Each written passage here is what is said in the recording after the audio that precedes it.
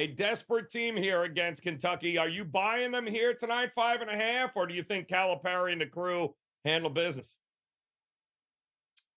Well, we're going to hope Calipari and crew handle business. Out on a limb a little bit here, Joe, laying 5.5 with UK. I mean, you can question their defense, and when they don't cover, it seems to be against teams that are physical on the interior. A couple examples were certainly the Mississippi, or excuse me, the South Carolina game and the initial A&M game. But I got to question a bunch about these SEC defensive analytics.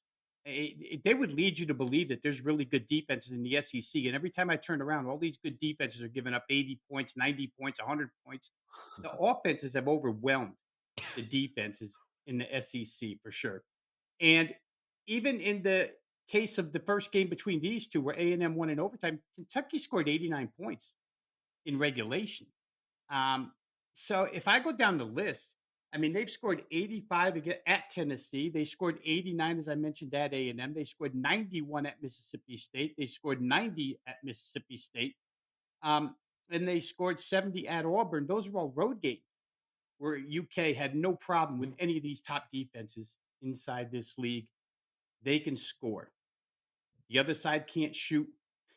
Mm. If they're in the boat skimming water, the ball probably wouldn't hit the water.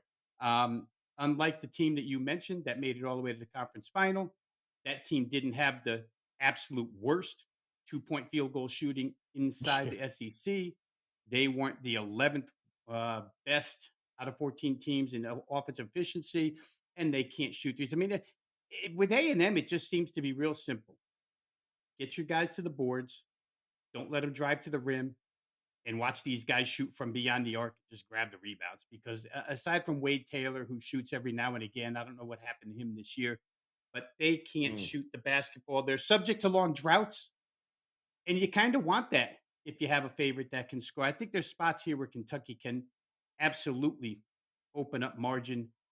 Eh, If I'm concerned at all, I'm concerned because it is Buzz Williams on the other sidelines, but Buzz Williams hasn't been able to make a difference from the majority of this season. I mean, things happen like yesterday where they play Ole Miss and run off 80 points, but those are few and far between. A&M hasn't shot 39% in 4 of their last 6. I don't think they're going to do so here. I think Kentucky's a little bit better defensively than they were to start the year, but I really have to hope that they rebound here, Joe, because if they get crushed on the boards and give up a lot of Mm. second chance points, then they probably don't cover 5.5. But I'm going to think that they do a better job than the -8 in rebounds the first time around. And against Tennessee, who's a real good rebounding team, just recently in their last game, UK got them to a standstill. So I'm going to try UK minus the 5.5.